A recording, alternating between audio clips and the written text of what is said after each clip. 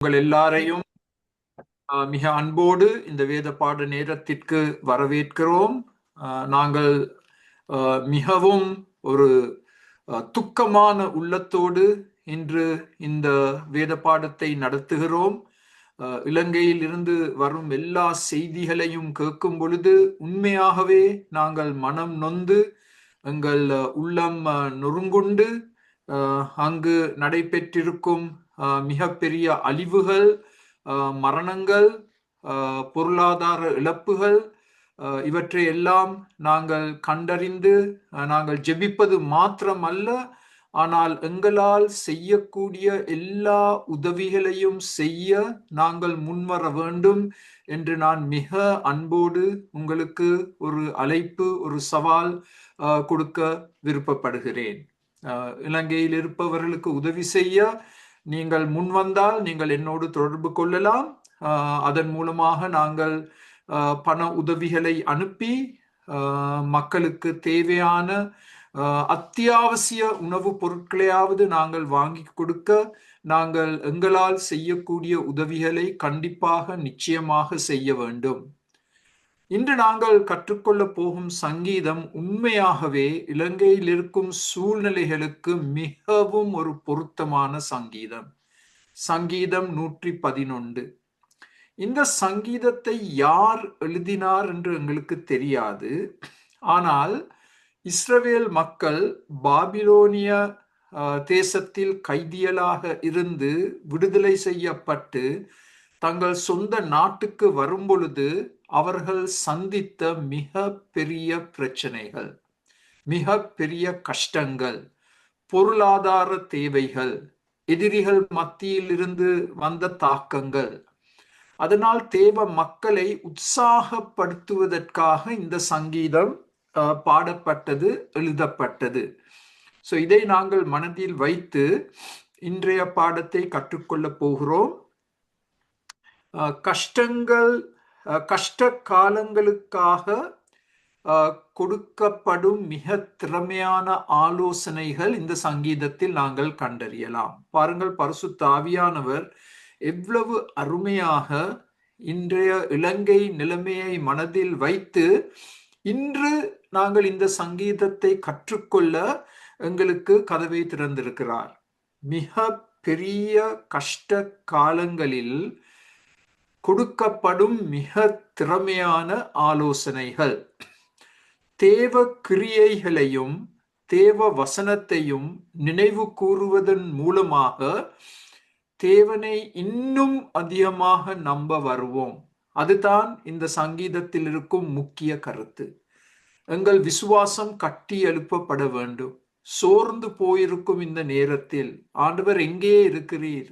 ஆண்டவர் ஏன் இந்த சூறாவளி, ஏன் இந்த பெரு வெள்ளங்கள், ஏன் இந்த மாபெரும் அழிவுகள், ஏன் நாங்கள் எங்கள் சொந்த வீட்டில் கூட தங்க முடியாமல் வீடெல்லாம் உடைக்கப்பட்டு நொறுக்கப்பட்டு எங்களுக்கு ஒரு நேர உணவு கூட இல்லாமல் நாங்கள் ஏன் இப்படி தவித்து கொண்டிருக்கிறோம் என்று மனதில் அநேக கேள்விகள் வரும் இந்த நேரத்தில் இந்த சங்கீதத்தில் சொல்லப்பட்டுள்ள தேவ கிரியைகளையும் தேவ வசனத்தின் அருமையையும் அறிந்து கொண்டு எங்கள் விசுவாசம் பலப்படுத்தப்பட வேண்டும் என்பது இந்த சங்கீதத்தின் நோக்கம். இந்த சங்கீதத்தில் கர்த்தரின் செய்கைகளை குறித்து, the works of God, கிட்டத்தட்ட 5 முக்கிய சத்தியங்கள் எங்களுக்கு சொல்லப்பட்டுள்ளது. அதை நாங்கள் முதல் பார்க்க போகிறோம். கர்த்தரின் செய்கைகள். முதலாம் குறிப்பு 2, 3 வசனங்களின்படி 3 வார்த்தைகள் பாவிக்கப்பட்டுள்ளது கர்த்தருடைய செய்கைகளை எங்களுக்கு விபரித்து காண்பிப்பதற்கு. கர்த்தருடைய செய்கைகள் பெரியவைகள், மகிமையும் மகத்துவமும் உள்ளது. இந்த வார்த்தைகள் பாவிக்கப்பட்டுள்ளது 2, 3 வசனங்களில். இந்த பெரிய கர்த்தருடைய செய்கைகளை இந்த 5 விதமாக நாங்கள் விபரிக்கலாம். உங்களுக்கு 5 புல்லட் போட்டிருக்கிறோம், ஆங்கில வார்த்தையும் போட்டிருக்கிறோம் தெளிவுக்காக. வடிவமைப்பில் கர்த்தருடைய செய்கைகள் பெரியவைகள். Design. In design God's works are great. மாத்திரமல்ல, எண்ணிக்கையில் கர்த்தருடைய செய்கைகள் பெரியவைகள், மகிமையுள்ளவைகள், மகத்துவம் உள்ளவைகள். எண்ணிக்கையில் எண்ணிக்கையற்ற மாபெரும் கர்த்தருடைய செய்கைகள். மாத்திரமல்ல, உருவளவில் இந்த செய்கைகள் மிக பெரியவை. Size, the size of these wonders, they are very large. மிக மிக பெரியது. மாத்திரமல்ல, சிறப்பில் இந்த கர்த்தருடைய செய்கைகள் பெரியவைகள், மகிமையுள்ளவைகள், மகத்துவம் உள்ளவைகள். they are excellent. சிறப்பில். மாத்திரமல்ல, 5ஆம் புல்லட்டில் திறமையில் அவருடைய செய்கைகள் உயர்வானது, மேன்மையானது, மகிமையுள்ளது. ஸ்கில். ஸோ இந்த 5 புல்லட்களையும் நீங்கள் கவனமாக பார்த்து உங்களால் எழுதி கொள்ள முடியும் என்றால் எழுதி கொள்ளுங்கள். திரும்பவும் சொல்ல போகிறேன். வடிவமைப்பில், எண்ணிக்கையில், உருவளவில், சிறப்பில், திறமையில் ஆண்டவருடைய கிரியைகள் பெரியவைகள்,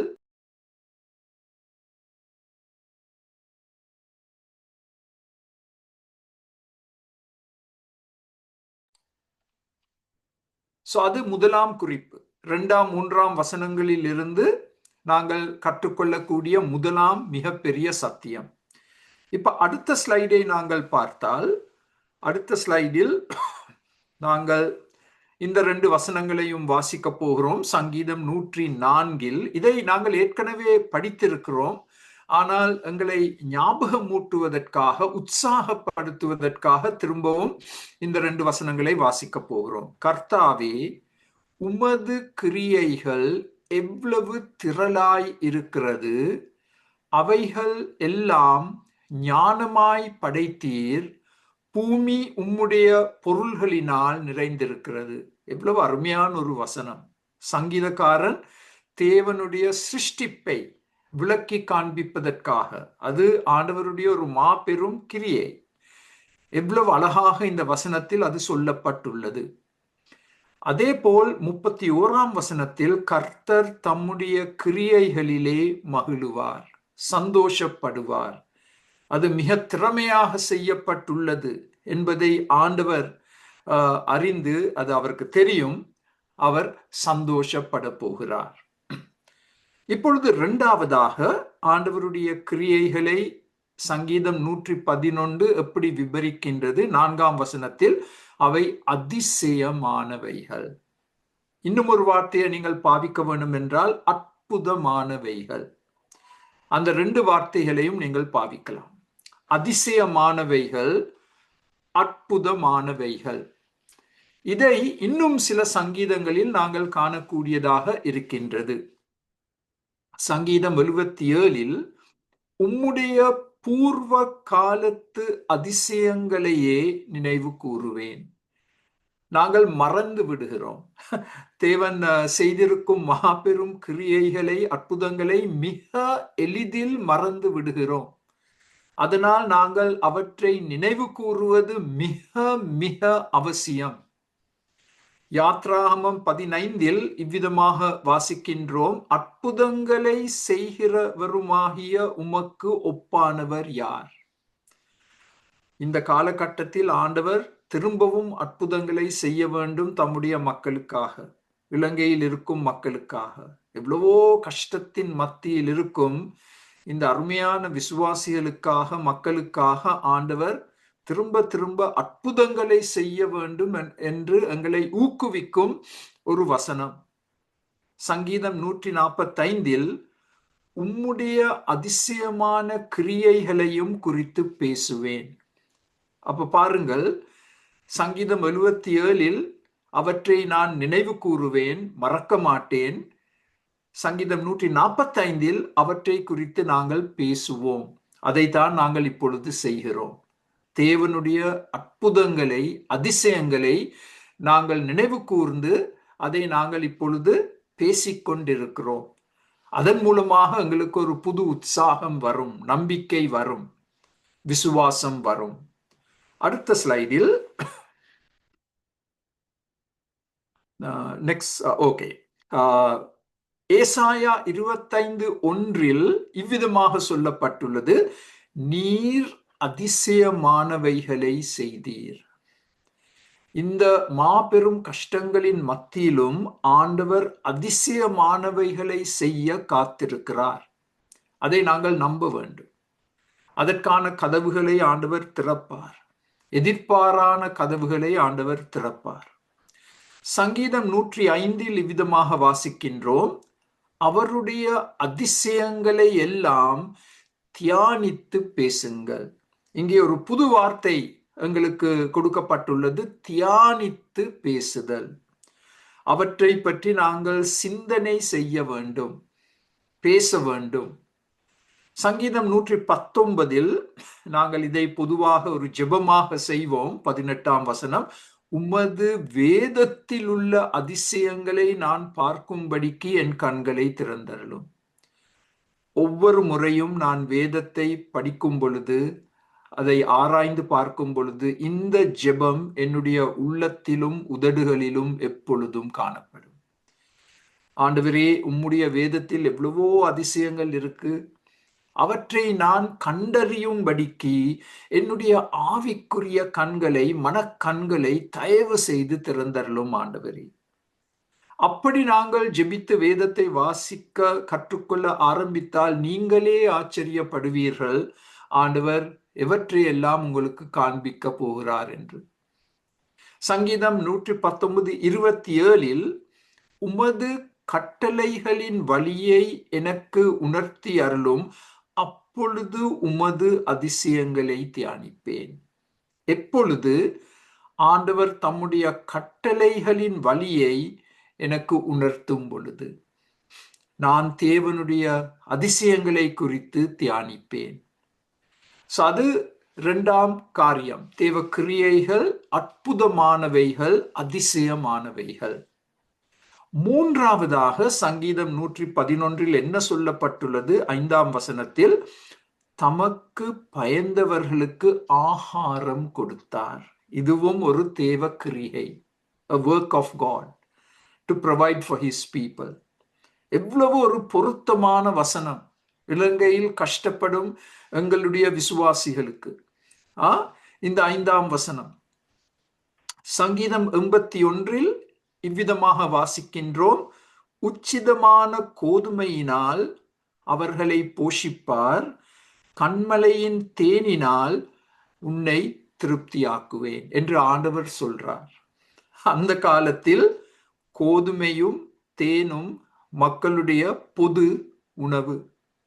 இன்று நாங்கள் சோறு பருப்பு சாப்பிட்ற மாதிரி அந்த காலத்தில் கோதுமை, அதையும் பாருங்கள், உச்சிதமான கோதுமை, உயர்தரமான கோதுமையை ஆண்டவர் தம் மக்களுக்கு கொடுக்க காத்திருக்கிறார். கண்மலையிலிருந்து பெற்றெடுக்கும் மிக சுவையான மருத்துவ வல்லமைகள் உள்ள தேனி, அதை ஆண்டவர் கொடுப்பார். அதை நாங்கள் இன்று நம்ப வேண்டும். சங்கீதம் 81:16 ஆண்டவர் திரும்பவும் இவ்விதமாக செயல்பட போகிறார் என்று நாங்கள் நம்ப வேண்டும். சங்கீதம் 136:25 மாம்ச தேகமுள்ள யாவுக்கும் ஆகாரம் கொடுக்கிறவரை துதியுங்கள், அவர் கிருபை என்றும் உள்ளது. ஆண்டவர் மக்களுக்கு மாத்திரமல்ல, எல்லா மிருகங்களுக்கும், எல்லா பறவைகளுக்கும் அவைகளுக்கு தேவையான உணவை ஆண்டவர் கொடுக்கிறார். அவ்வளவு அக்கறையுள்ள தேவன், தம்முடைய சிருஷ்டிப்பை பராமரிக்கும் தேவன். விலங்குகளுக்கு, மிருகங்களுக்கு, பறவைகளுக்கு ஆண்டவர் ஒவ்வொரு நாளும் உணவு ஊட்டுகிறார். தேவ சாயலில் படைக்கப்பட்ட மனிதனுக்கு ஆண்டவர் ஆகாரம் கொடுக்காமல் இருப்பாரோ? அவர் கிருபை என்றும் உள்ளது. இதெல்லாம் எங்களை மிக பெரிய விதத்தில் உற்சாகப்படுத்த வேண்டும். இந்த கஷ்ட காலத்தில் இலங்கையில் இருக்கும் எங்கள் விசுவாசிகளோடு நாங்கள் ஒன்றிணைந்து அவர்கள் கஷ்டத்துக்கூடாக நாங்களும் ஒன்றிணைந்து, அவர்கள் சிந்தும் கண்ணீரோடு நாங்கள் ஒன்றிணைந்து, இப்படிப்பட்ட வசனங்கள் மூலமாக நாங்கள் தைரியம் பெற வேண்டும், நாங்கள் அவர்களை தைரியப்படுத்த வேண்டும். அடுத்த ஸ்லைடில் சங்கீதம் 145 நீர் உமது கையை திறந்து சகல பிராணிகளின் வாஞ்சையையும் திருப்தியாக்குவீர். The open hand of God. ஆண்டவர் தம்முடைய கையை திறந்து எல்லாருடைய தேவைகளையும் சந்திப்பார்.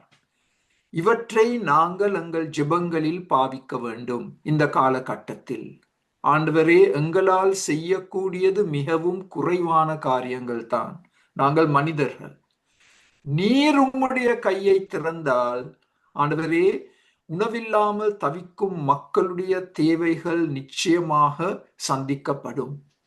மத்தேயு 6:26 ஆகாயத்து பட்சிகளை கவனித்து பாருங்கள், அவைகள் விதைக்கிறதும் இல்லை, அறுக்கிறதும் இல்லை, களஞ்சியங்களில் சேர்த்து வைக்கிறதும் இல்லை, அவைகளையும் உங்கள் பரமபிதா பிழைப்பூட்டுகிறார்.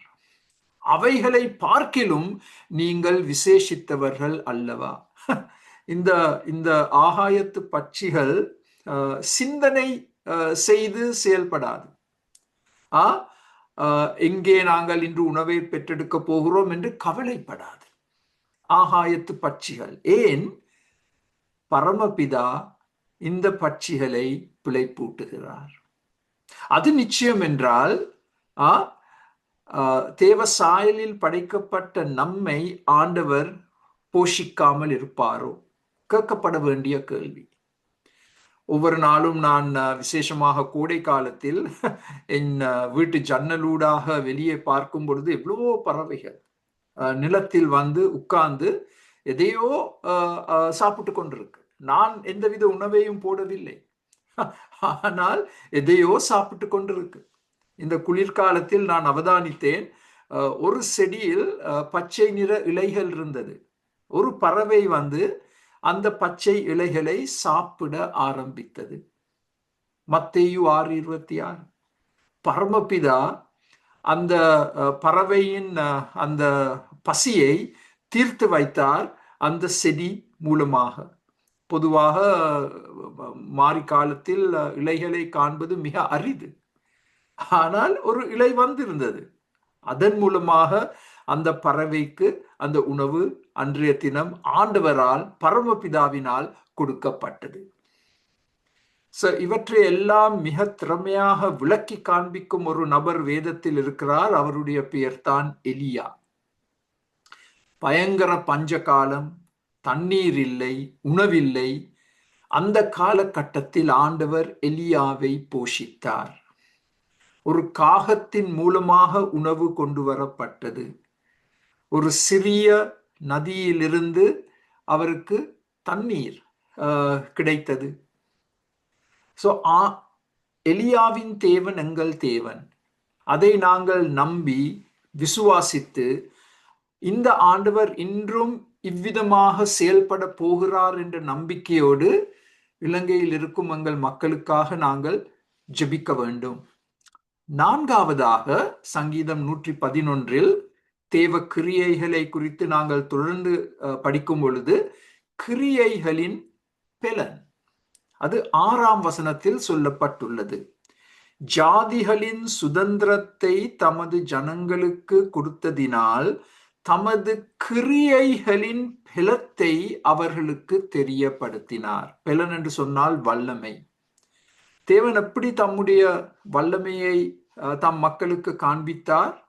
அவருடைய கிரியையின் பலன் என்ன?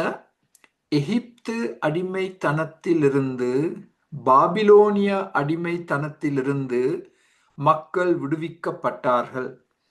எகிப்து அடிமைத்தனத்தில் இருந்து விடுவிக்கப்பட்டு சுதந்திர தேசத்தை தம் மக்களுக்கு ஆண்டவர் கொடுத்தார். Promise land.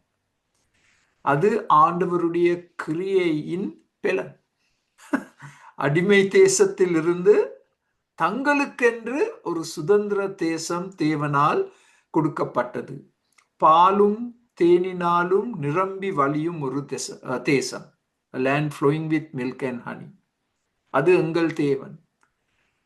அந்த தேவன் தான் இன்றும் செயல்பட போகிறார் என்ற நம்பிக்கையோடு விசுவாசத்தோடு நாங்கள் அவரை நோக்கி பார்க்க வேண்டும்.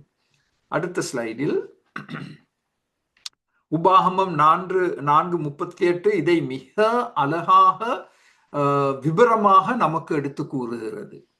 உன்னிலும் பலத்த பெரிய ஜாதிகளை உனக்கு முன்னின்று துரத்தவும் உன்னை அழைத்து கொண்டு போய் இந்நாளில் இருக்கிறது போல அவர்கள் தேசத்தை உனக்கு சுதந்திரமாக கொடுக்கவும் உன்னை தமது முகத்துக்கு முன் தமது மிகுந்த வல்லமையினால் எகிப்திலிருந்து புறப்பட பண்ணினார். தேவ செயல், தேவ கிரிகை தம்முடைய மக்களுக்காக. மிக பெரிய எதிரிகளை இந்த ஆண்டவர் துரத்தி அவர்களை சுதந்திர தேசத்திற்கு எடுத்து சென்று அங்கே அவர்களுக்கு தேவையான எல்லாவற்றையும் இந்த தேவன் தம்முடைய வல்லமையினால் கொடுத்தார். அதை நம்புவோம். இன்றும் ஆண்டவர் அதை செய்ய வல்லவர். அதை நாங்கள் நம்ப வேண்டும். ஐந்தாவதாக தொடர்ச்சியாக நாங்கள் தேவ செயல்களை குறித்து சங்கீதம் 111 பார்க்கும் பொழுது 5ஆம் குறிப்பு அவருடைய கரத்தின் கிரியைகள். இந்த கிரியை என்ற வார்த்தை ஒவ்வொரு குறிப்பிலும் வருகிறது. அவருடைய கரத்தின் கிரியைகள் சத்தியமும் நியாயமுமானவைகள். சில சமயங்களில் தேவ கிரியைகளை குறித்து நாங்கள் கேள்வி கேட்கலாம். ஆனால் நாங்கள் கேள்வி கேட்க அவசியம் இல்லை. அவருடைய எல்லா கிரியைகளிலும் சத்தியத்தை காண்கிறோம், தேவ நியாயத்தை காண்கிறோம். கேள்வி கேட்க அவசியம் இல்லை. இந்த சத்தியம் உபாகமம் 32:4 எங்களுக்கு சொல்லப்பட்டுள்ளது. அவர் கன்மலை, எங்கள் தேவன் கன்மலை, அவர் கிரியை உத்தமமானது. கோடிட்டுக் கொள்ளுங்கள். அவர் வழிகள் எல்லாம் நியாயம். கோடிட்டுக் கொள்ளுங்கள். அவர் நியாயக்கேடில்லாத சத்தியமுள்ள தேவன். அவர் நீதியும் செம்மையுமானவர். That's the character of God. இப்படிப்பட்ட தேவன் தம்முடைய கிரியைகளில் எல்லாம் தம்முடைய சத்தியத்தையும் நியாயத்தையும் காண்பிக்கின்றார். அதனால் நாங்கள் கேள்வி கேட்க அவசியமே இல்லை. All the works of God are done in truth and righteousness and justice. அது 5ஆம் குறிப்பு. இப்ப அடுத்த ஸ்லைடில் தேவ கிரியைகளை குறித்து நாங்கள் 5 காரியங்களை பார்த்தோம். இந்த தேவ கிரியைகளின் பின்னால் இருந்து செயல்படும் தேவனுடைய குணம் எப்படிப்பட்டது? கர்த்தரின் குணம் எப்படிப்பட்டது? The character of God, who is behind the works of God. முதலாவதாக 4ஆம் வசனத்தில் சொல்லப்பட்டுள்ளது, அவர் இரக்கமும் மன உருக்கமும் உள்ளவர். இன்று இலங்கை தேசத்தை அவர் பார்க்கும் பொழுது அவர் கண்ணீர் சிந்துகிறார். இரக்கமும் மன உருக்கமும் உள்ளவர். இதே சத்தியம் சங்கீதம் 103 சொல்லப்பட்டுள்ளது. கர்த்தர் உருக்கமும் இரக்கமும் நீடிய சாந்தமும் மிகுந்த கிருபையும் உள்ளவர். ஒரு வசனத்தில் எவ்வளவு விபரமாக எங்களுடைய தேவனுடைய குணம் விவரிக்கப்பட்டுள்ளது. உருக்கம், இரக்கம், நீடிய சாந்தம், மிகுந்த கிருபை உள்ளவர். இந்த தேவனை நாங்கள் நம்பலாம். இந்த தேவனை நோக்கி நாங்கள் ஜெபிக்கலாம். அவர் எங்கள் ஜெபங்களுக்கு பதில் கொடுப்பார். இரண்டாவதாக அவருடைய குணத்தை குறித்து நாங்கள் தொடர்ந்து பார்க்கும் பொழுது 7ஆம் 8ஆம் வசனங்களில் இவ்விதமாக சொல்லப்பட்டுள்ளது, கர்த்தரின் கட்டளைகள் வசனம் உண்மையுள்ளது, உறுதியானது, செம்மையும் உள்ளவை. கர்த்தருடைய வசனம். இந்த தேவன் பேசும் தேவன். அவர் எங்களோடு உரையாடுகிறார். அவர் கூறும் வார்த்தைகள் எப்படிப்பட்டது? அவருடைய கட்டளைகள் எப்படிப்பட்டது? உண்மையுள்ளது, உறுதியானது, செம்மையுள்ளவை, நேர்மையுள்ளவை. நாங்கள் இந்த தேவனை நம்பலாம். அவருடைய வசனத்தை நாங்கள் நம்பலாம். அவருடைய வசனத்தை நாங்கள் நம்பலாம். மூன்றாவதாக இது 2 முறை சொல்லப்பட்டுள்ளது. 5ஆம் வசனத்திலும் 9ஆம் வசனத்திலும் அவர் உடன்படிக்கையின் தேவன். உடன்படிக்கையின் தேவன். தம்முடைய மக்களோடு ஒரு உடன்படிக்கைக்குள் வந்திருக்கிறார். அந்த உடன்படிக்கையிலிருந்து அவர் விலக மாட்டார். He is the God of covenant. அதிலிருந்து அவர் விலகவே மாட்டார். தாம் எதை செய்ய போகிறார் என்று கூறியிருக்கிறாரோ அந்த உடன்படிக்கையில் அதை நிச்சயமாக அதை செய்து முடிப்பார். அதை செய்து முடிப்பார். நாங்கள் இதையும் மனதில் வைத்திருக்க வேண்டும். எல்லா திருமணங்களும் உடன்படிக்கையின் அடிப்படையில் செய்யப்பட்ட தீர்மானங்கள். கணவன் தன் பொறுப்பை நிறைவேற்ற வேண்டும், மனைவி தன் பொறுப்பை நிறைவேற்ற வேண்டும். அதுதான் திருமணம், ஒரு உடன்படிக்கை. மரணம் நம்மை பிரிக்கும் வரைக்கும் அந்த உடன்படிக்கையை நாங்கள் உடைக்கவே முடியாது. ஆனால் துக்கமாக அது இன்று அநேக திருமணங்களில் உடைக்கப்படுவதை நாங்கள் அவதானிக்கின்றோம். நான்காவதாக கர்த்தருடைய குணத்தை நாங்கள் தொடர்ச்சியாக பார்க்கும் பொழுது கர்த்தருடைய மீட்பு என்று 9ஆம் வசனத்தில் சொல்லப்பட்டுள்ளது. கர்த்தருடைய மீட்பு. அதை யாத்ராகமம் 6:6 இவ்விதமாக பரிசுத்தாவியானவர் விவரிக்கிறார். ஓங்கிய கையினாலும் மகா தண்டனையினாலும் உங்களை மீட்டு. எகிப்து தேச அடிமைத்தனத்திலிருந்து ஆண்டவர் எப்படி தம் மக்களை விடுவித்தார்? ஓங்கிய கையினாலும், அவுட்ஸ்ட்ரெச்ட் ஹேண்ட், மகா தண்டனையினாலும், நியாய தீர்ப்பின் மேல் நியாய தீர்ப்புகளை கொண்டு வந்து தம்முடைய மக்களை மீட்டெடுத்தார் எகிப்து அடிமைத்தனத்தில் இருந்து. அடுத்த ஸ்லைடை பார்ப்போம். அடுத்த ஸ்லைடில் உபாகமம் 7:8 இந்த மீட்பு என்ற வார்த்தையை அவதானித்துக் கொள்ளுங்கள். அதனால் தான் நாங்கள் அதை கோடிட்டிருக்கிறோம் குறிப்புகளில். அடிமைத்தன வீடாக எகிப்தினின்றும் அதன் ராஜாவான பார்வோனின் கையினின்றும் உங்களை மீட்டுக் கொண்டார். இங்கே பார்வோன் குறிப்பிடப்பட்டிருக்கிறார். ஒரு மிகவும் கடின உள்ளம் படைத்த ராஜா. அவருடைய கரத்திலிருந்தும் தேவன் தம்முடைய மக்களை மீட்டெடுத்தார். சங்கீதம் 130:7 உங்களுடைய வேதத்தில் நீங்கள் சிவப்பு நிற பேனாவில் கோடிட்டு வைத்திருக்க வேண்டிய ஒரு வசனம். அவரிடத்தில் திரளான மீட்பும் உண்டு. abundant deliverance, redemption. அந்த திரளான என்ற வார்த்தையை சுற்றி நீங்கள் ஒரு வட்டத்தை போட்டுக்கொள்ள வேண்டும். அவரிடத்தில், எங்கள் ஆண்டவரிடத்தில் திரளான மீட்பும் உண்டு. எல்லை இல்லாத மீட்பு. சங்கீதம் 130 இவ்விதமாக வாசிக்கிறோம். அவர் இஸ்ரவேலை அதன் சகல அக்கிரமங்களில் நின்றும் மீட்டு கொள்வார். அதுதான் கிறிஸ்துமஸ் செய்தி. எங்களுக்கு ஒரு மீட்பர் பிறந்திருக்கிறார். எங்கள் எல்லா பாவத்திலிருந்தும் எங்களை மன்னிப்பதற்காக மாத்திரமல்ல, எங்களை விடுதலை செய்வதற்காக பிறந்த மீட்பர் கர்த்தராகிய இயேசு கிறிஸ்து. சோ நாங்கள் பாவ அடிமைத்தனத்தில் தொடர்ச்சியாக வாழ அவசியம் இல்லை. அதிலிருந்து நாங்கள் விடுதலை பெற வேண்டும். இந்த மீட்பர் மூலமாக அவரிடத்தில் திரளான மீட்பு உண்டு. எவரும் அவரிடத்தில் வரலாம், அவருடைய மீட்பை பெற்றுக்கொள்ள முடியும்.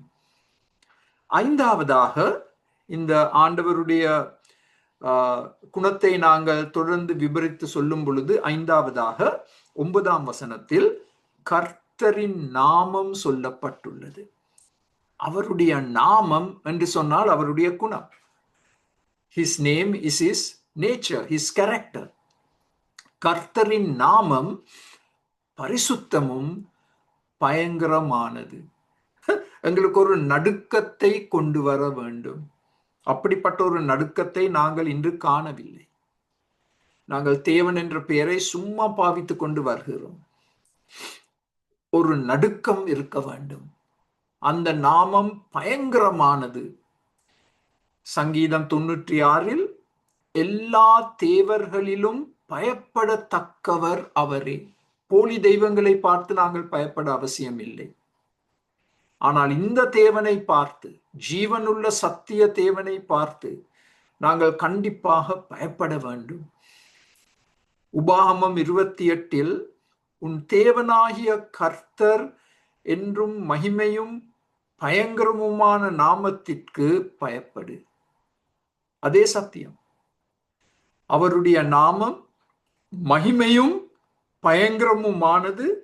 அந்த நாமத்திற்கு நாங்கள் பயப்பட வேண்டும், நடுங்க வேண்டும். அடுத்த ஸ்லைடில் சங்கீதம் 99 மகத்துவமும் பயங்கரமுமான உமது நாமத்தை அவர்கள் துதிப்பார்களாக, அது பரிசுத்தம் உள்ளது. 3 காரியங்கள் இந்த வசனத்தில் சொல்லப்பட்டுள்ளது. தேவனுடைய நாமம் மகத்துவமானது, தேவ நாமம் பயங்கரமானது, தேவ நாமம் பரிசுத்தமானது. ஏசாயா 29 அவன் என் கரங்களின் செயலாகிய தன் பிள்ளைகளை தன் நடுவிலே காணும்போது என் நாமத்தை பரிசுத்தப்படுத்துவார்கள். யாக்கோபின் பரிசுத்தரை அவர்கள் பரிசுத்தப்படுத்தி இஸ்ரவேலின் தேவனுக்கு பயப்படுவார்கள். எப்பொழுது? தேவனுடைய அதிசயங்களை பார்க்கும் பொழுது, தேவனுடைய நன்மைகளை பார்க்கும் பொழுது, தேவனுடைய அற்புதங்களை பார்க்கும் பொழுது. எவ்வளவு தெளிவாக சொல்லப்பட்டுள்ளது.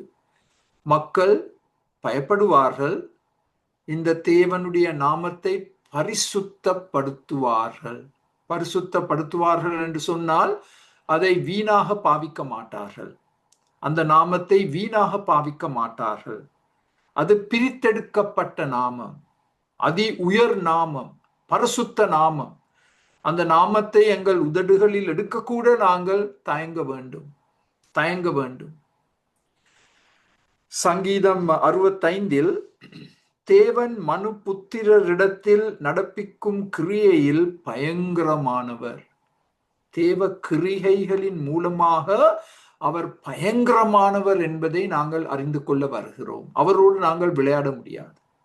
இந்த தேவனோடு நாங்கள் விளையாட முடியாது. யாத்ராகமம் 27 10 கற்பனைகளில் கொடுக்கப்பட்ட ஒரு கற்பனை, உன் தேவனாகிய கர்த்தருடைய நாமத்தை வீணிலே வழங்காதிருப்பாயாக. Don't take God's name in vain. வீணாக தேவனுடைய நாமத்தை நாங்கள் ஒருபோதும் எங்களுடைய உதடுகளில் எடுக்கக்கூடாது.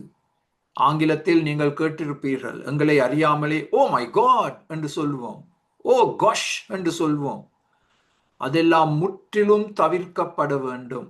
அப்படி நாங்கள் தேவ நாமத்தை எங்கள் உதடுகளில் எடுக்க முடியாது, பாவிக்க முடியாது.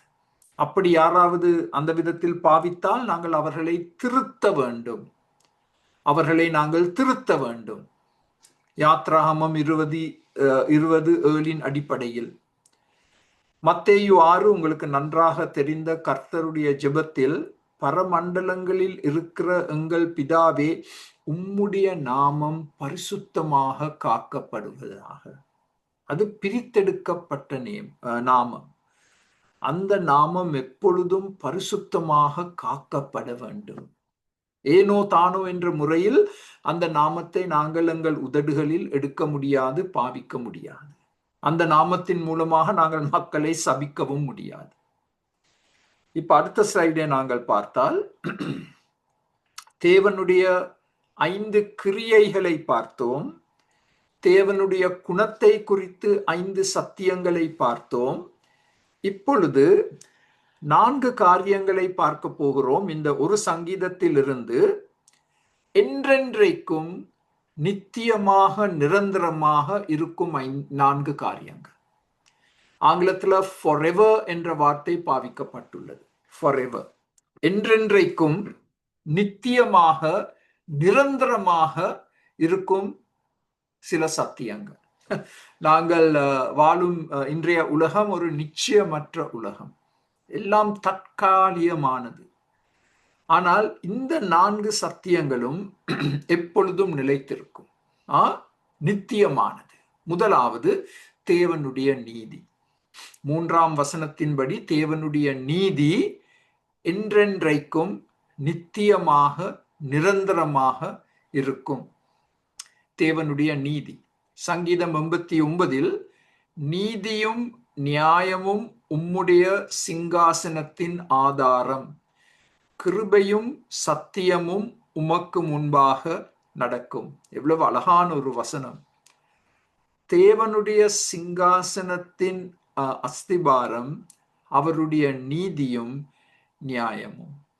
அதனால் எவரும் தேவ சிங்காசனத்தின் முன் வர தயங்கக்கூடாது. அது கிருபையின் சிங்காசனம் என்று எபிரேயர் 4ஆம் அதிகாரத்தில் சொல்லப்பட்டுள்ளது. அந்த சிங்காசனத்தில் எங்களுக்கு நீதி நிச்சயமாக கொடுக்கப்படும், நியாயம் நிச்சயமாக எங்களுக்கு காண்பிக்கப்படும். தேவனுடைய நீதி அதை அவருடைய சிங்காசனத்தில் நாங்கள் பார்க்கலாம். சங்கீதம் 119 உம்முடைய வசனம் சமூலமும் சத்தியம், உம்முடைய நீதி நியாயம் எல்லாம் நித்தியம். பாருங்கள், இந்த சத்தியம் திரும்ப திரும்ப வற்புறுத்தி சொல்லப்பட்டுள்ளது. சங்கீதம் 119 எவ்வளவு தெளிவாக அதை நாங்கள் காண்கிறோம். தேவ வசனம் முற்றிலும் சத்தியம் உள்ளது. அதனால் நாங்கள் அதை நம்பலாம். அதனால் தான் நாங்கள் இவ்வளவு நேரம் எடுத்து தேவ வசனத்தை கற்றுக்கொள்கிறோம். ஏனென்றால் அது முற்றிலும் சத்தியமுள்ள வசனம். பிசாசு எப்பொழுதும் 4 திசைகளில் இருந்தும் பொய் சொல்லிக் கொண்டிருக்கிறான், எங்களை ஏமாற்றிக் கொண்டிருக்கிறான். அதன் மத்தியில் தேவ வசனம் உறுதியாக நிற்கின்றது. முற்றிலும் நம்பத்தக்க அவருடைய வசனம், சத்திய வசனம். உம்முடைய நீதி நியாயம் எல்லாம் நித்தியம். அது ஒருபோதும் அது நிப்பாட்டப்பட மாட்டாது. அது நித்தியமாக நிலைத்திருக்கும். தேவனுடைய நீதியும் நியாயமும். அதற்காக நாங்கள் எவ்வளவாக ஆண்டவருக்கு நன்றி செலுத்த வேண்டும். உலகத்தில் இப்படிப்பட்ட நீதியை நாங்கள் காண முடியாது. இரண்டாவது, இதை ஏற்கனவே நாங்கள் பார்த்திருக்கிறோம், தேவனுடைய உடன்படிக்கை நித்தியமானது, நிரந்தரமானது. 9ஆம் வசனத்தில் அது தெளிவாக சொல்லப்பட்டுள்ளது. தேவனுடைய உடன்படிக்கை நித்தியமானது, நிரந்தரமானது. அவர் தம்முடைய உடன்படிக்கையிலிருந்து மீற மாட்டார், அதை உடைக்க மாட்டார். நாங்கள் உடைக்கிறோம், ஆனால் அவர் உடைக்க மாட்டார். அதற்காக நாங்கள் எவ்வளவு ஆண்டவருக்கு ஸ்தோத்திரம், நன்றி செலுத்த வேண்டும். God will keep his part of the deal.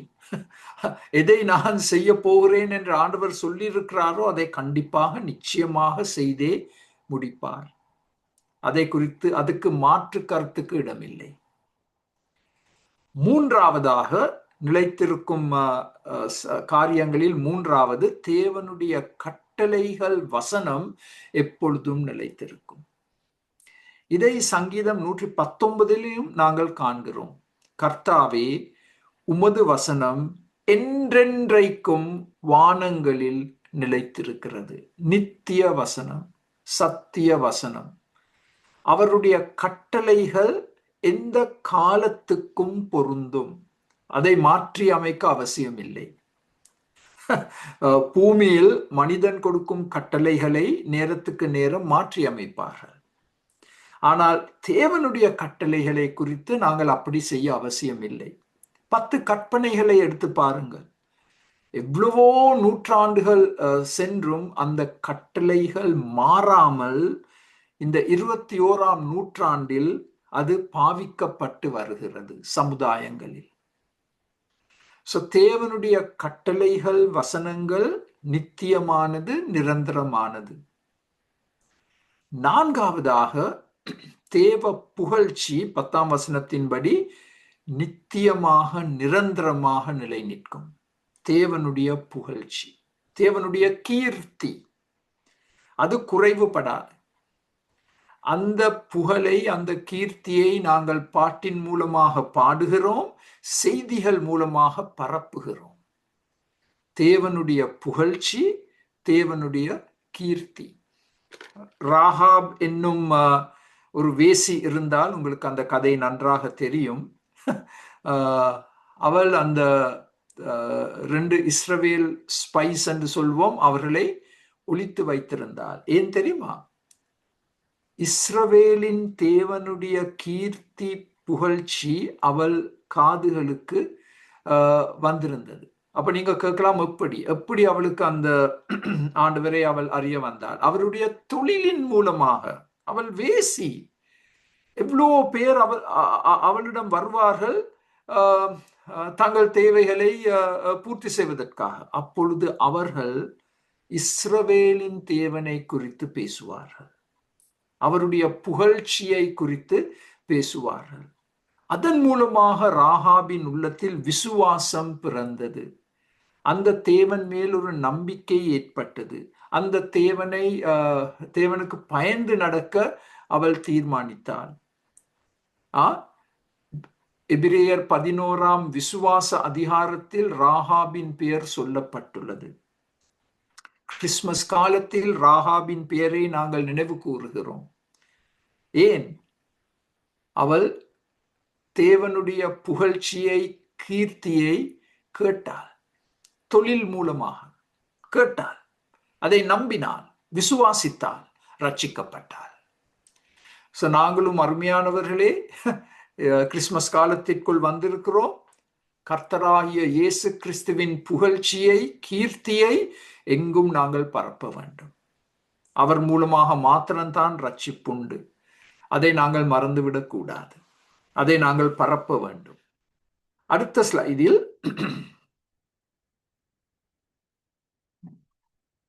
இப்பொழுது என்னுடைய பொறுப்புகள், தேவனுடைய கிரியைகளை பார்த்தோம், தேவனுடைய குணத்தை பார்த்தோம், நித்தியமாக நிரந்தரமாக நிலை நிற்கும் 4 காரியங்களை பார்த்தோம். எல்லாம் சங்கீதம் 111, ஆல் இன் ஒன் சாங். இப்பொழுது இந்த சங்கீதத்தில் எங்களுக்கு கொடுக்கப்பட்டிருக்கும் பொறுப்புகள், 5 பொறுப்புகளை சுட்டிக்காட்ட விருப்பப்படுகிறேன். முதலாம் பொறுப்பு, இந்த தேவனுக்கு நாங்கள் பயப்பட வேண்டும். 5ஆம் வசனத்திலும் 10ஆம் வசனத்திலும் நாங்கள் அதை காண்கிறோம். இந்த தேவனுக்கு நாங்கள் பயப்பட்டால் பாவத்தை வெறுத்து பாவத்தை விட்டு விடுவோம். தேவனுக்கு பயப்படுதல் என்று சொன்னால் அதுதான் சான்று. பாவத்தை வெறுத்து பாவத்தை விட்டு விடுவது. தேவனுக்கு பயந்தால் அது நிச்சயமாக எங்கள் வாழ்க்கையில் காணப்பட வேண்டும். அது முதல் பொறுப்பு. 2ஆம் பொறுப்பு, இந்த தேவனுக்கு நாங்கள் கீழ்ப்படிய வேண்டும், முழுமையாக கீழ்ப்படிய வேண்டும். 10ஆம் வசனம், அவர் என்ன சொல்கிறாரோ அதன்படி நாங்கள் செயல்பட வேண்டும். இந்த தேவன் கூறும் காரியங்களுக்கு விரோதமாக நாங்கள் மாற்று கருத்து தெரிவிக்க முடியாது. அவர் சொற்படி நாங்கள் நடந்தால் எங்களுக்கு ஆசீர்வாதம் வரும். Very simple. இதுல காம்ப்ளிகேட்டடா ஒண்ணுமே இல்லை. ஆசீர்வாதத்திற்கு ஒரே ஒரு வழிதான் உண்டு. இந்த தேவனுக்கு நாங்கள் பயப்பட்டு நாங்கள் அவருக்கு கீழ்ப்படிய வேண்டும். அதை நாங்கள் எங்கள் பிள்ளைகளுக்கு கற்றுக் கொடுக்க வேண்டும். அப்ப அவர்கள் ஆசீர்வாதத்தின் பாதையில் நடப்பார்கள். 3வது, இந்த தேவனை நாங்கள் நினைவு கூற வேண்டும், அவரை தியானிக்க வேண்டும். அவருடைய செயல்களை, அவருடைய வசனத்தை நினைவு கூற வேண்டும், அவற்றை தியானிக்க வேண்டும். பாருங்கள், திரும்பவும் அந்த சங்கீதம் 77:11 மிக பொருத்தமான ஒரு வசனம். கர்த்தருடைய செயல்களை நினைவு கூறுவேன், உம்முடைய பூர்வ காலத்து அதிசயங்களை நினைவு கூறுவேன். 2 முறை ஒரு வசனத்தில் சொல்லப்பட்டுள்ளது நாங்கள் நினைவு கூற வேண்டும் என்று. மிக எளிதில் மறந்து விடுகிறோம் நாங்கள். அது எங்களுடைய மனித தன்மை. எவ்வளவுதான் செல்போனில் நாங்கள் பதிவு செய்து வைத்தாலும் மறந்து விடுகிறோம். அவருடைய எல்லா செயல்களையும் நினைவு கூற வேண்டும், அவருடைய அதிசயங்களை நினைவு கூற வேண்டும். அது 3ஆம் பொறுப்பு. 4ஆம் பொறுப்பு, இது ஒரு மிக முக்கியமான பொறுப்பு, கவனமாக செவி கொடுங்கள். தேவ கிரியைகளில் பிரியப்பட்டு அவற்றை ஆராய்ந்து பார்க்க வேண்டும். அது 2ஆம் வசனம். அந்த வசனத்தை அப்படியே நான் உங்களுக்கு குறிப்புகளில் போட்டிருக்கிறேன். தேவ கிரியைகளில் பிரியப்பட்டு, டிலைட் என்ற வார்த்தை ஆங்கிலத்தில் பாவிக்கப்பட்டுள்ளது. Delight in the works of God. அப்படி நாங்கள் தேவ கிரியைகளில் பிரியப்பட்டால் என்ன செய்ய போகிறோம்? அதை குறித்து நாங்கள் ஆராய்ந்து பார்க்க போகிறோம். Research it. அதை நாங்கள் ஆராய்ந்து பார்க்க வேண்டுமாம். இந்த தேவ கிரியைகளை எப்படி அதை நாங்கள் செய்யலாம்? 3 விதமாக. அதனால் உங்களுக்கு 3 புல்லட் போட்டிருக்கிறேன். முதலாவது வாசிப்பது. தேவ கிரியைகளை குறித்து வாசிப்பது. வேத புத்தகத்திலிருந்தும் சரித்திரத்திலிருந்தும். 2 முக்கியம். வேத புத்தகத்திலிருந்தும் சரித்திரத்திலிருந்தும் தேவ கிரியைகளை நாங்கள் வாசிக்க வேண்டும். 2வது, எங்களுடைய 2 கண்களையும் திறந்து நாங்கள் அவதானிக்க வேண்டும். எங்களை சூழ்ந்துள்ள உலகத்தை நாங்கள் அவதானிக்க வேண்டும். சிருஷ்டிப்பை நாங்கள் அவதானிக்க வேண்டும். அங்கே தேவ கிரியைகளை நாங்கள் காணக்கூடியதாக இருக்கின்றது. 3ஆம் புல்லட்டில் அதை குறித்து நாங்கள் பேச வேண்டும். ஒருவரை நாங்கள் சந்திக்கும் பொழுது, உரையாடும் பொழுது, ஐக்கியம் வைக்கும் பொழுது இந்த தேவ கிரியைகளை குறித்து நாங்கள் பேச வேண்டும். இந்த 3 விதத்தில் நாங்கள் தேவ கிரியைகளில் பிரியப்படுவது மாத்திரமல்ல, அதை நாங்கள் இன்னும் ஆழமாக ஆராய்ந்து பார்க்க முடியும். வாசித்தல், அவதானித்தல், பேசுதல், இந்த 3. ரைட்? இப்ப இதற்கு நாங்கள் உங்களுக்கு 1-2 படங்களை காண்பிக்க விருப்பப்படுகிறோம். அடுத்த ஸ்லைடில் மகா சமுத்திரங்களை பாருங்கள். இந்தியா, இலங்கையில் மிக எளிதில் நாங்கள் கடற்கரை ஓரத்திற்கு செல்லலாம். எவ்வளவோ நேரத்தை நாங்கள் செலவழிக்கலாம் கடலை பார்த்து. கடலில் உள்ள ஜீவன்கள், விலங்குகள், மீன்கள், இவற்றை எல்லாம் பார்த்து நாங்கள் பரவச உலகத்திற்குள் செல்லலாம். பரவச உலகத்திற்குள் செல்லலாம். கடல். 2ஆம் படம் பர்வதங்கள், மவுண்டன்ஸ். இலங்கையில் இந்த பர்வதங்களை ஏறுவது எனக்கு மிக மிக விருப்பம். ஒவ்வொரு முறையும் நான் ஒவ்வொரு வருஷமும் இலங்கைக்கு போகும் பொழுது எப்படியாவது 2-3 நாளாவது மலையக பிரதேசத்துக்கு சென்று இந்த மலைகளை ஏறி அதன் மூலமாக பரவச உலகத்திற்குள் செல்வது. மிக அழகான இயற்கை காட்சிகளை காணக்கூடியதாக இருக்கின்றது ஒரு மலை உச்சிக்கு சென்றால். இதெல்லாம் அவதானித்தல், கண்களை திறந்து பார்த்தல். 3ஆம் படம் வானங்கள். இந்த 3ஐயும் எவரும் காணலாம். கடல், பர்வதங்கள், வானங்கள். வானங்களில் நாங்கள் சூரியனை பார்க்கலாம், சந்திரனை பார்க்கலாம், நட்சத்திரங்களை பார்க்கலாம். எண்ணிக்கையற்ற நட்சத்திரங்கள். இரவு நேரத்தில் விசேஷமாக இரவு ஒரு 10 மணி போல நீங்கள் வானங்களை அண்ணாந்து பார்த்தால் எவ்வளவோ நட்சத்திரங்களை பார்க்கலாம். மிக அழகாக மினுங்கிக் கொண்டிருக்கும் நட்சத்திரங்கள். இதெல்லாம் தேவனுடைய கிரியைகள். இவற்றை நாங்கள் ஆராய்ந்து பார்க்க வேண்டும். இன்று நாங்கள் எவ்வளவோ விஞ்ஞான புத்தகங்களை வாசிக்கலாம் இவற்றை குறித்து விளங்கிக் கொள்வதற்கு. எவ்வளவோ வீடியோக்களை பார்க்கலாம் எங்களுடைய அறிவு பெருகுவதற்கு. நூல் நிலையத்துக்கு போகலாம் இவற்றை குறித்து கண்டறிவதற்கு. இன்னும் ஒரு படத்தை நாங்கள் போட்டிருக்கிறோம். வானங்களில் மிகப்பெரிய புயல் வரும் நேரத்தில் இடிமுழக்கம், மின்னல்.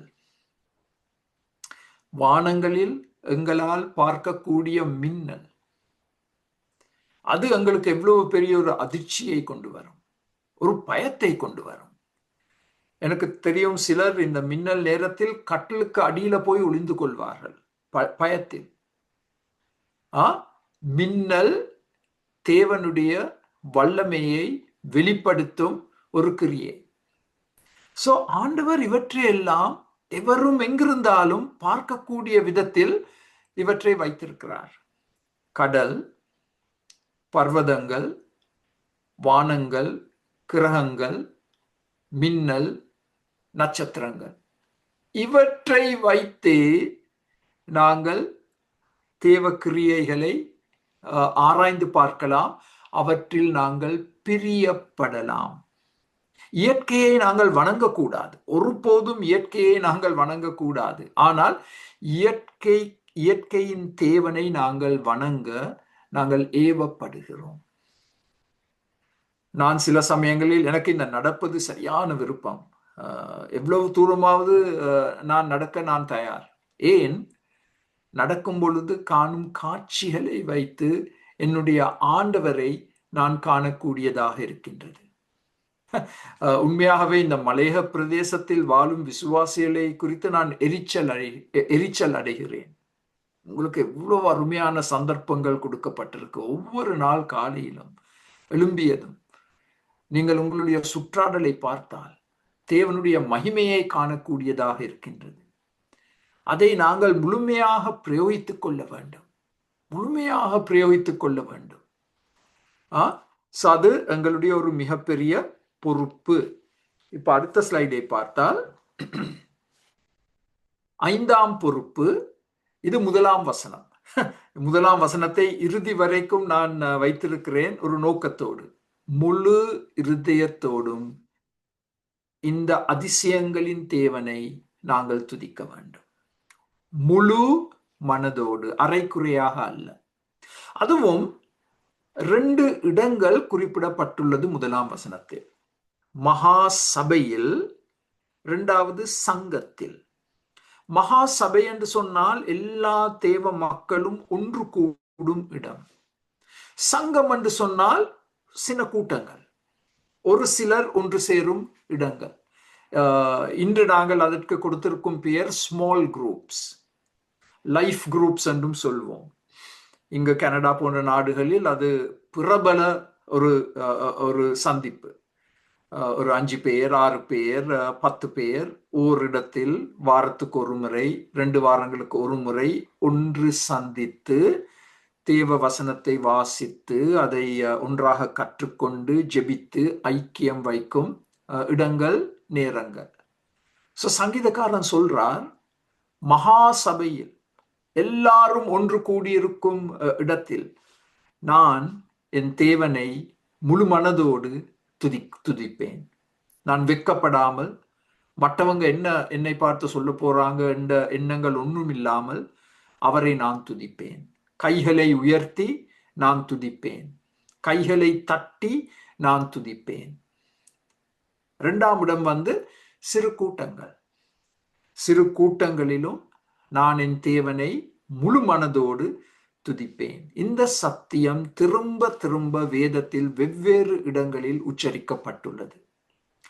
சங்கீதம் 22 சிலுவையை குறித்து தீர்க்க தரிசனமாக சொல்லப்பட்டுள்ள சங்கீதம், 2ஆம் வசனம். என் தேவனே, நான் பகலிலே கூப்பிடுகிறேன். இது சரியான வசனம் அல்ல, நான் நினைக்கிறேன் அது 3ஆம் வசனமாக வந்திருக்க வேண்டும். மகா சபையில் நான் உம்மை துதிப்பேன். சங்கீதம் 22:3 என்று நினைக்கிறேன். நீங்க அதை உங்களோட வேதத்துல கவனித்துக் கொள்ளுங்கள். மகா சபையில் நான் என் தேவனை துதிப்பேன். சங்கீதம் 35:18 அதே சத்தியம் சொல்லப்பட்டுள்ளது. மகா சபையிலே உம்மை துதிப்பேன், திரளான ஜனங்களுக்குள்ளே உம்மை புகழுவேன். இப்படிப்பட்ட சந்தர்ப்பங்கள் எங்களுக்கு சில நேரங்களில் கொடுக்கப்படும். எல்லா நேரங்களிலும் அல்ல, சில நேரங்களில் எங்களுக்கு கொடுக்கப்படும். மிக பெரிய ஜனத்திரள் இருக்கும் இடங்களில் எங்கள் தேவனை முழு மனதோடு துதிப்பது. சங்கீதம் 145 கர்த்தாவே, உம்முடைய கிரியைகள் எல்லாம் உம்மை துதிக்கும், உம்முடைய பரிசுத்தவான்கள் உம்மை ஸ்தோத்தரிப்பார்கள். தேவனுடைய கிரியைகள் எல்லாம் என்று சொன்னால் அது பறவைகளையும் உள்ளடக்கும், மிருகங்களையும் உள்ளடக்கும். ஆண்டவர் அவைகளுக்கு சத்தம் செய்யக்கூடிய திறமைகளை கொடுத்திருக்கிறார். பறவைகள் பாடுவது எவ்வளவு ஒரு இன்பமான காரியம். அதன் மூலமாக அந்த பறவைகள் சிருஷ்டிகர்த்தரை துதிக்கும். 2 துதித்துக் கொண்டிருக்கின்றது. மிருகங்கள் சத்தம் போடும், வெவ்வேறு வித்தியாசமான சத்தங்கள். நான் ஒரு முறை ஒரு நபரோடு இந்த ஒரு நீண்ட நேர வாக்குக்கு போயிருக்கும் பொழுது அவரோடு நான் நடந்து கொண்டு போனேன். ஒரு காட்டு பிரதேசத்தில் அவருடைய கையில் ஏதோ ஒரு சின்ன கெஜெட் இருந்தது. அப்ப நான் சொன்னேன், என்ன இந்த கெஜெட் என்று சொல்ல அவர் சொன்னார், இல்ல, ஏதாவது ஒரு பறவை எங்கேயாவது பாடுனா இந்த கெஜெட் அதை அடையாளம் கண்டு கொள்ளும். எந்த பறவை பாடுது என்பதை இது எங்களுக்கு காண்பிக்கும். அந்த நேரம் பார்த்து ஏதோ ஒரு பறவை எங்கேயோ பாடிக்கொண்டிருந்தது. அப்ப அந்த கெஜெட்டை நாங்கள் பார்க்கும் பொழுது அந்த பறவை அடையாளம் கண்டு கொள்ளப்பட்டு நாங்கள் அதை இன்னும் அதிகமாக ரசிக்க ஆரம்பித்தோம்.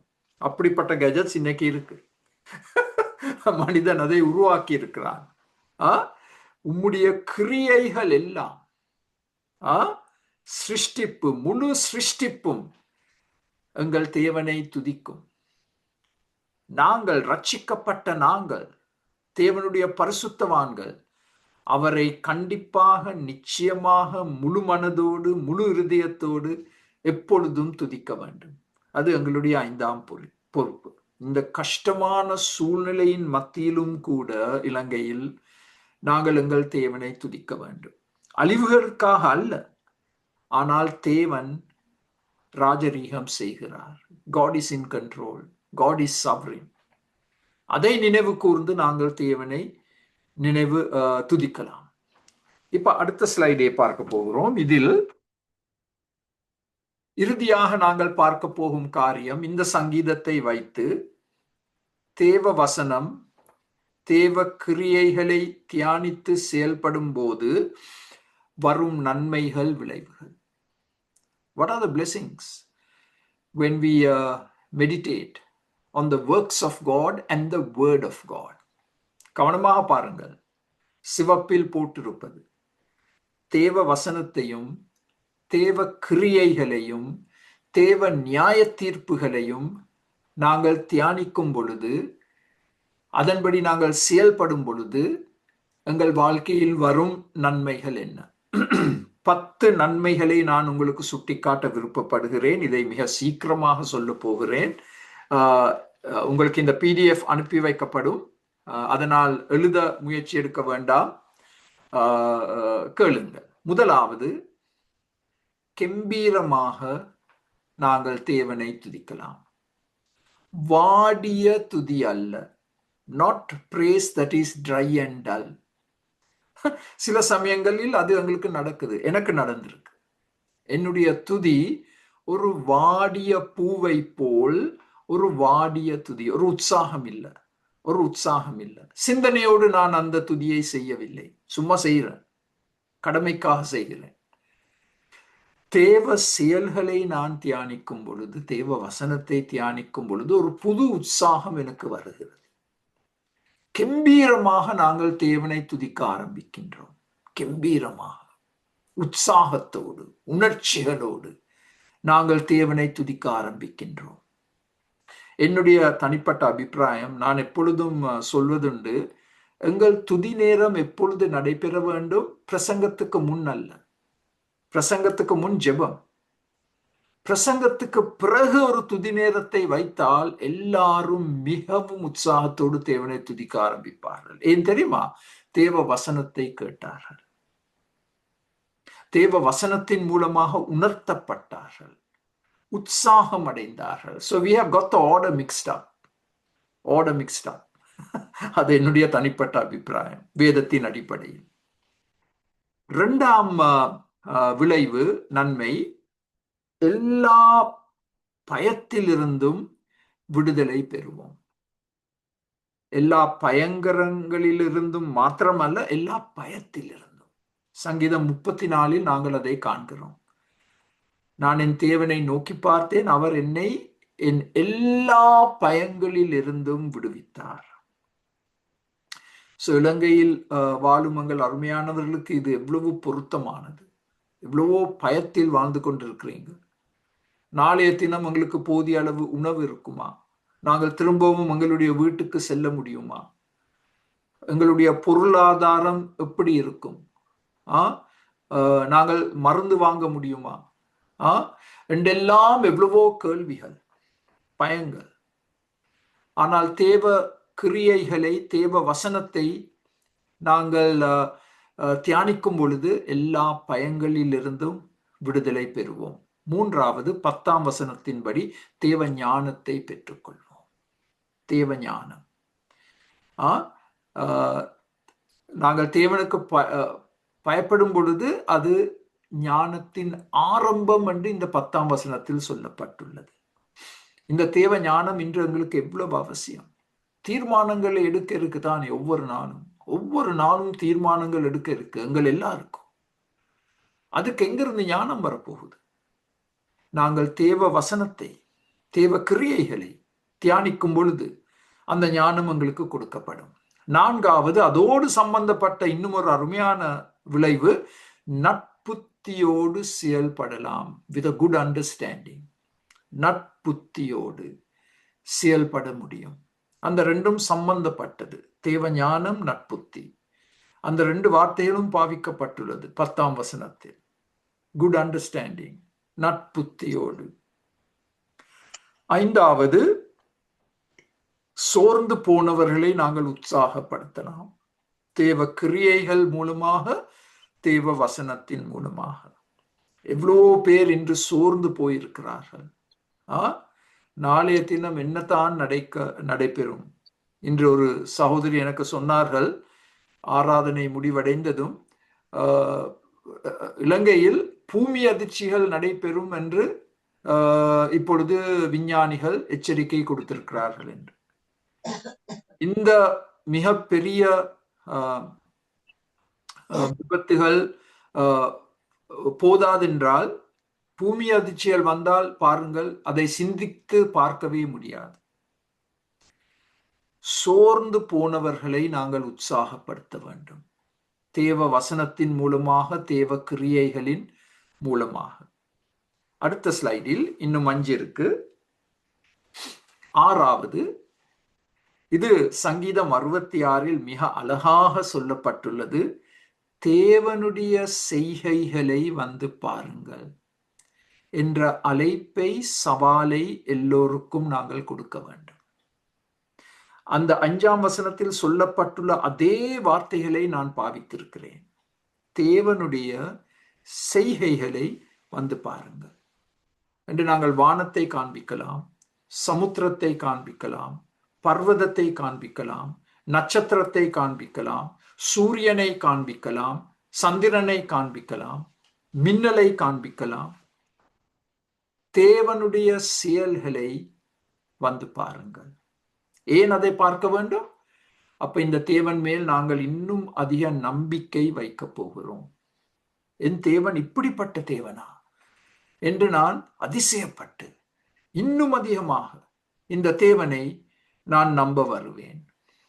7வது, சங்கீதம் 46 சொல்லப்பட்டுள்ள சத்தியம், தேவ நியாய தீர்ப்புகளின் கிரியைகளை எங்கள் சொந்த கண்களால் காணலாம். இந்த மூன்றும் ஒன்றாக செயல்படும். தேவ கிரியைகள், தேவ வசனம், தேவ நியாய தீர்ப்புகள். அதை நாங்கள் பிரித்தெடுக்க முடியாது. அந்த மூன்றும் ஒன்றாக செயல்படும். திரும்ப சொல்ல போறேன். தேவ கிரியைகள், தேவ வசனம், தேவ நியாய தீர்ப்புகள் மூன்றும் ஒன்றாக செயல்படும். அப்ப சங்கீதம் 46 சங்கீதக்காரன் அழைப்பை கொடுக்கிறார். தேவ நியாய தீர்ப்புகளின் கிரியைகளை எங்கள் சொந்த கண்ணால் பார்க்க போகிறோம். எதிரி தோற்கடிக்கப்படுவான். எதிரி யுத்த களத்தில் மறித்திருப்பதை நாங்கள் காணப்போகிறோம். யுத்தத்திற்காக பாவிக்கப்படும் எல்லா உபகரணங்களும், ஆயுதங்களும் சுட்டெரிக்கப்படும். அதை எங்கள் சொந்த கண்ணால் பார்க்க போகிறோம். சங்கீதம் 46:8. 8வது, தேவனுடைய கிரியைகளின் பலனாலே பூமி திருப்தியாகிறது. எவ்வளவு ஒரு அருமையான விளைவு! தேவனுடைய கிரியைகளினாலே, அந்த பலனாலே பூமி திருப்தி அடையும். எவ்வளவோ வசனங்களை சுட்டி காட்ட முடியும். சங்கீதம் 104 உமது கிரியைகளின் பலனாலே பூமி திருப்தியாயிருக்கிறது. 14ஆம் வசனத்தில் பூமியிலிருந்து ஆகாரம் உண்டாகும்படி அவர் மிருகங்களுக்கு புல்லையும் மனுஷருக்கு உபயோகமான பயிர் வகைகளையும் முளைப்பிக்கிறார். இந்த ஒரு வசனத்தை வைத்து இலங்கை இந்தியாவில் இருக்கும் எங்கள் அருமையானவர்கள் விவசாயிகளாக செயல்பட முடியும். சங்கீதம் 104:14 நீங்கள் வாழும் இடத்தில் பிரதேசத்தில் எந்த தாவரம், எந்த செடிகள், எந்த பயிர்கள், எந்த பழங்கள் நன்றாக வளரும் என்பதை கண்டறிந்து அவற்றை நாங்கள் பயிரிட்டால் அதன் மூலமாக வரும் மிக பெரிய விளைவுகள். ஆண்டவருடைய செயல், ஆண்டவர் காண்பிப்பார். மனுஷருக்கு உபயோகமான பயிர் வகைகளையும் முளைப்பிக்கின்றார். யார்? எங்கள் தேவன். 15ஆம் வசனத்தில் மனுஷனுடைய இருதயத்தை மகிழ்ச்சியாக்கும் திராட்சரசத்தையும் அவன் முகங்களை உண்டு பண்ணும் எண்ணெயையும் மனுஷனுடைய இருதயத்தை ஆதரிக்கும் ஆகாரத்தையும் விளைவிக்கிறார். 3 காரியங்கள் சொல்லப்பட்டுள்ளது. மனுஷனுடைய உள்ளத்திற்கு சந்தோஷத்தை கொண்டு வரும் திராட்சரசம் கொடுக்கப்படும். அவனுடைய முகத்தை பிரகாசிக்க வைக்கும் எண்ணெய், மனுஷனுடைய இருதயத்தை ஆதரிக்கும், பலப்படுத்தும், போஷிக்கும் ஆகாரத்தையும் ஆண்டவர் விளைவிக்கிறார். அதனால் தான் அவருடைய கிரியைகளை நாங்கள் தியானிக்கிறோம். 3 காரியங்கள் இந்த ஒரு வசனத்தில் சொல்லப்பட்டுள்ளது. மனுஷனுக்கு சந்தோஷம், மனுஷனுடைய முகத்திற்கு பிரகாசம், மனுஷனுடைய சரீர பலனை கூட்டும் ஆகாரம் இந்த தேவனால் கொடுக்கப்படும். அடுத்த ஸ்லைடை பார்ப்போம். அடுத்த ஸ்லைடில் 9ஆவதாக இது ஒரு ஆச்சரியமான வசனம். ஏசாயா 28:21 கர்த்தர் தம்முடைய அபூர்வமான கிரியைகளை செய்ய எழும்புவார். ஸ்ட்ரேஞ்ச் ஒர்க் என்று ஆங்கிலத்தில் சொல்லப்பட்டுள்ளது. அபூர்வமான கிரிகை. அது என்ன கிரிகை? தேவனுடைய நியாய தீர்ப்பு. ஏதோ ஒரு விதத்தில் தேவன் அடி கொடுக்க போகிறார். அது எப்படிப்பட்ட அடி என்று எங்களால் சொல்ல முடியாது. அதுதான் தேவனுடைய அபூர்வமான கிரிகை. பாவம் அதிகரிக்கும் பொழுது, அவிசுவாசம் அதிகரிக்கும் பொழுது தேவன் செயல்பட போகிறார். அவருடைய அபூர்வ கிரியையை மக்கள் காணப்போகிறார்கள். 10ஆம் விளைவு யோவான் 14 எடுக்கப்பட்டது. என் கிரியைகளின் நிமித்தமாவது என்னை நம்புங்கள். ஆண்டவர் அன்றைய காலத்தில் உள்ள மத தலைவர்களுக்கு கொடுத்த சவால். சரி, என்னை விசுவாசிக்க நீங்கள் கஷ்டப்பட்டால், என் வார்த்தைகளை ஏற்றுக்கொள்ள நீங்கள் கஷ்டப்பட்டால், என் கிரியைகள் நிமித்தமாவது, நான் செய்த அற்புதங்கள், அவற்றையாவது நீங்கள் ஏற்றுக்கொண்டு என்னை நம்புங்கள். அதனால் தான் நாங்கள் 4 சுவிசேஷ புத்தகங்களை பாவித்து ஆண்டவருடைய அற்புதங்களை நாங்கள் மக்களுக்கு விளக்கி காண்பிக்கின்றோம். அதன் மூலமாக மக்கள் உள்ளத்தில் விசுவாசம் பிறக்கும் முகமாக. இந்த 14:12 ஒரு அதிசயமான வசனம். ஆண்டவர் கூறுகிறார், என்னை விசுவாசிக்கிறவன் நான் செய்கிற கிரியைகளை தானும் செய்வான், இவைகளை பார்க்கிலும் பெரிய கிரியைகளையும் செய்வான்.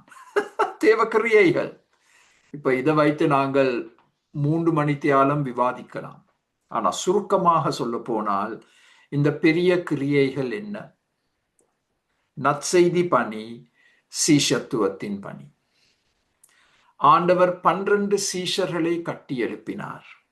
அதன் மூலமாக இன்று உலகமெங்கும் சுவிசேஷம் பரவி இருக்கின்றது. நாங்கள் செய்யக்கூடிய மிக பெரிய ஊழியம் என்ன?